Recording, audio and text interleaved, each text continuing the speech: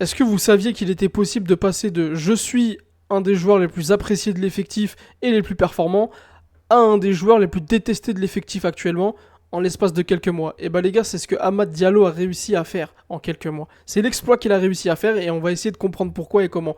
J'espère que tu vas bien, n'hésite pas à t'abonner, liker, à me donner de la force, ça m'aide énormément et ça fait grandir la chaîne. Donc ouais, Amad Diallo, petit prince d'Old Trafford la saison dernière, un des rares joueurs à avoir sorti son épingle du jeu dans cette saison cataclysmique de Manchester United, on va pas y revenir, hein, vous savez très bien de quoi je parle. Et bien statistiquement l'année dernière, Amad Diallo, il réalise une saison plus que correcte. 8 buts, 6 passes décisives en 26 matchs. Donc effectivement, il a été blessé une longue période, il faut le dire aussi. Donc 14 goals assists, le joueur il a été décisif quasiment un match sur deux.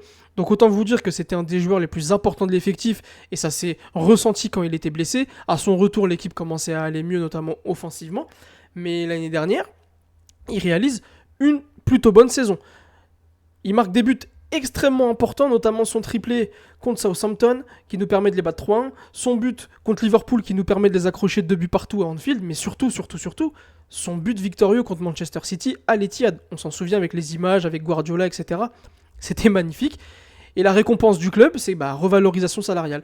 Il était à 1,5 million de pounds par an. Aujourd'hui, il est à un peu plus de 6 millions de pounds par an. Donc la revalorisation salariale, elle est conséquente, mais justifiée par rapport au travail et à la saison qu'il nous a fait l'année dernière. C'était un des rares joueurs à être bon, à vraiment assumer ce statut de joueur de Manchester United. Il n'y avait pas de problème avec lui, que ce soit sportivement ou extra-sportivement.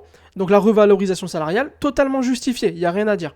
Maintenant, est-ce que tout ça, ça lui est pas monté un petit peu à la tête, la revalorisation salariale, le statut qu'il a pris dans le club, est-ce qu'il a vraiment les épaules, toutes les éloges que les fans qu'on lui a fait sur les réseaux sociaux, etc. Parce qu'on va voir qu'il est très très très connecté sur les réseaux sociaux, notre Amad Diallo.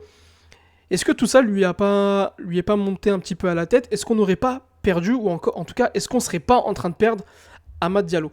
Cette saison, statistiquement, alors vous allez me dire oui, ça fait que 5 matchs, etc. Mais il y a des signes qui ne trompent pas. Il y a des choses, je sens qu'il y a quelque chose qui se passe avec Amad Diallo de négatif. J'ai l'impression de revoir un petit peu du Garnacho chez Amad Diallo, que ce soit dans le comportement, dans la frustration qu'il génère sur le terrain. En tout cas, derrière ma télé, sur la frustration qu'il me génère, la dernière fois que ça me faisait ça, c'était vis-à-vis de Garnacho. Je pensais qu'on s'était débarrassé d'un joueur comme ça, et Amad Diallo, il a pris, je sais pas, la cape, la casquette Garnacho, et malheureusement, là, on est en train de perdre Amad Diallo, je vous le dis sincèrement, on va voir en détail après. En XG, 1,25 buts, donc il aurait dû marquer au moins un but depuis le début de saison, il est à 0 but, 0 passe D. Donc déjà du déchet, énormément de déchets dans la surface de réparation adverse, pas mal de déchets sur ses centres, seulement 20% de réussite, pas mal de déchets sur ses dribbles, et surtout pas mal de déchets sur des actions hyper importantes d'attaque rapide, de contre-attaque, où on a besoin justement d'être fin techniquement sur ces actions-là. Et Amad Diallo, le nombre de fois qu'il fait le mauvais choix, la mauvaise passe, la mauvaise course, etc., c'est très frustrant. C'est très frustrant. Je vous ai mis en image quelques actions. Là, on se rappelle tous contre Chelsea, au lieu de tout simplement la centrer pour Sesco, tu lèves la tête, c'est le premier joueur que tu vois. Le premier rouge que tu vois, c'est Sesco. Tu lui glisses, on voit que Robert Sanchez, là, il est complètement à la ramasse. C'est pas Robert Sanchez, pardon, c'est le remplaçant de Robert Sanchez. J'ai oublié son nom, Jorgensen, je crois. Complètement à la ramasse. Tu la glisses à Sesco. Tu permets à Sesco, potentiellement, peut-être, en tout cas avec de grandes chances, d'ouvrir enfin son compteur avec Manchester United, de lancer sa saison. Toi aussi, de faire ta première passe décisive. Et non. Tu vas tenter un centre au deuxième poteau. Compliqué sur cette action-là. Il a énervé beaucoup de monde, j'en suis sûr. En tout cas, moi, il m'a énervé. Ensuite, voilà, il tente, c'est le deuxième ou le troisième depuis le début de saison qu'il tente, alors il tente le geste technique le plus compliqué à faire, alors qu'il pourrait simplement, je sais pas, mettre la tête ou mettre un plat du pied. Alors vous allez me dire, oui, c'est plus facile derrière ta télé, mais le nombre de joueurs qui auraient pas tenté ça, je sais pas s'il cherche à mettre son retourné comme Garnacho, tiens. Est-ce qu'il veut lui aussi son highlight comme Garnacho, son prix plus beau but de la saison comme Garnacho? J'en sais rien, en tout cas ils sont vraiment potes, on va le voir juste après. Mais voilà, le nombre, c'est le deuxième je crois, si je dis pas de bêtises, qui gâche comme ça face au but là, aux 6-7 mètres, alors qu'il y avait beaucoup plus simple et beaucoup plus cohérent comme surface à utiliser. Cette action, putain, cette action contre Burnley où Mbeumo il fait un travail magnifique, Il décale Garnacho qui est... Garnacho, vous voyez le lapsus. Il décale Amad Diallo, seul face au but. Seul face au but. Je sais même pas s'il a le temps de contrôler. Faudrait que je revoie l'action, mais en tout cas, là, sur l'image arrêtée, enfin, tu dois au moins la cadrer. Au moins la cadrer. Et non, il te met une frappe dans les étoiles. Donc, énormément d'actions comme ça où il te vendange des actions de but, des contre-attaques. Donc, la frustration qu'il génère auprès des fans, elle commence à se faire ressentir sur ses réseaux sociaux. Et lui, bah, il le gère très mal. Il le vit très mal. L'année dernière, autant on l'a comblé d'éloges, de compliments, de remerciements, de soutien sur les réseaux sociaux. Il était content de recevoir tout ça. Mais le revers de la médaille, qu'est-ce que c'est? C'est que quand t'es moins performant, eh bah, tu te manges des critiques. Et là, les critiques sont justifiées. Vous pouvez pas dire qu'on est dur, qu'on est sévère, etc. Alors oui, il joue milieu offensif gauche, etc. Mais même quand il joue piston droit, sur les quelques fois qu'il a joué piston droit cette saison, bah c'était compliqué aussi. Sa relation avec Mbeumo, c'était pas trop ça. Autant défensivement, ça va, parce qu'il fait les retours défensifs et les actions défensives. Ça, là-dessus, il n'y a rien à dire. Mais offensivement, c'est surtout là où on l'attend, en fait, Amad Diallo. Et ben, il nous pose énormément de problèmes. Il nous vendange énormément d'actions.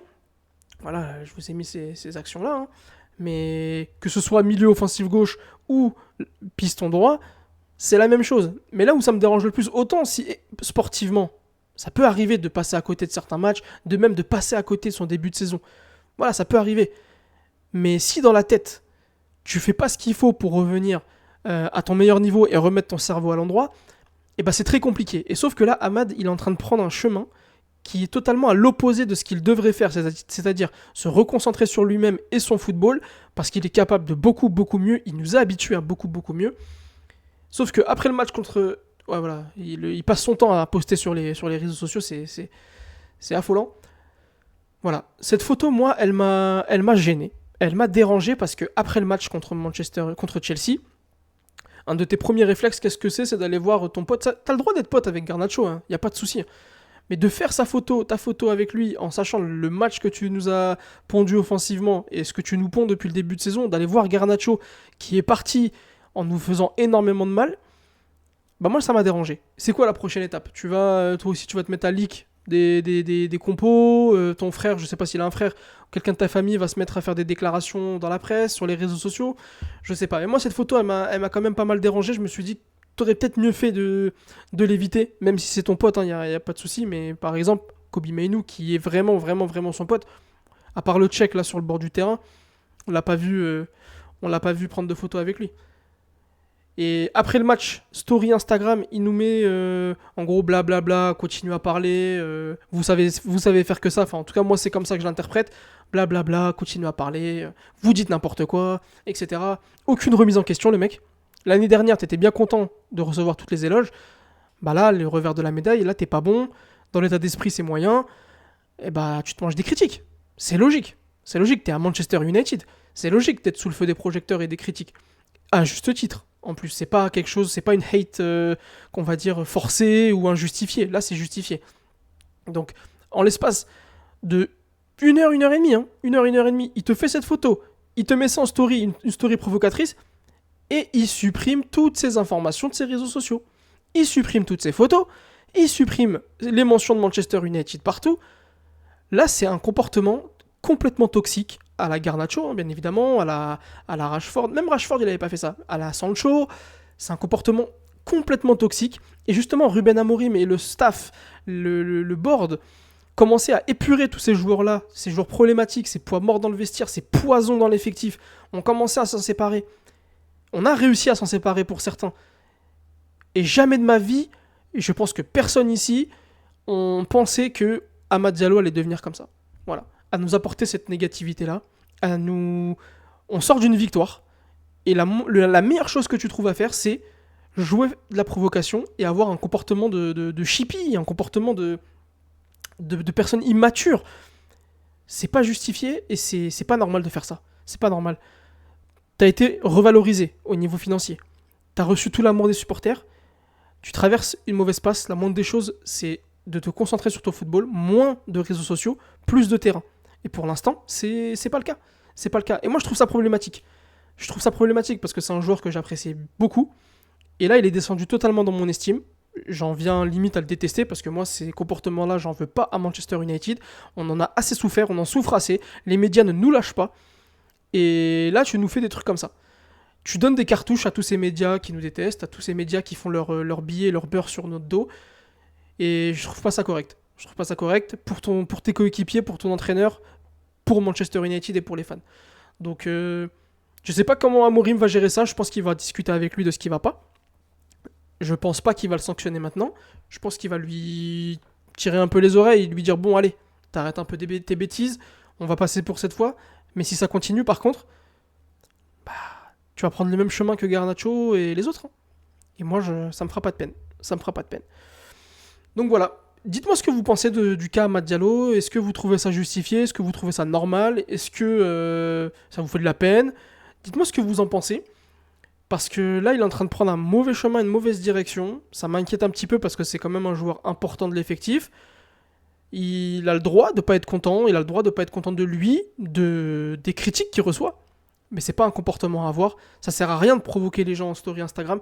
Et ça sert à rien d'attirer les projecteurs sur toi négativement en supprimant tes réseaux sociaux, enfin en tout cas toutes les informations, les photos avec Manchester, la mention Manchester United. Je sais pas à quoi tu joues, mais il va falloir vite que tu te reconcentres et qu'on reparle de football avec toi. Sur ce, prenez soin de vous, abonnez-vous, likez et prenez soin de vous.